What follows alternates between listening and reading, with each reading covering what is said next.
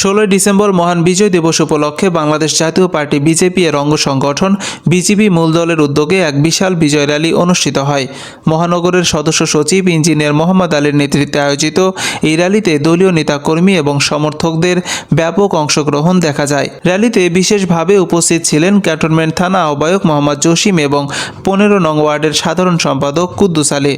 এছাড়াও ক্যান্টনমেন্ট থানা স্বেচ্ছাসেবক পার্টির সভাপতি পদপ্রার্থী মোহাম্মদ নিজাম সহ দলের অসংখ্য নেতাকর্মী র্যালিতে অংশ নেন।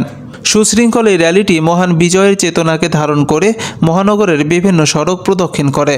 পরে র্যালিটি গুলশান 1 নম্বরে পৌঁছে বাংলাদেশ জাতীয় পার্টি বিজেপি এর চেয়ারম্যান ব্যারিস্টার আন্দালিব রহমান পার্থের মহাসমাবেশে মিলিত হয়।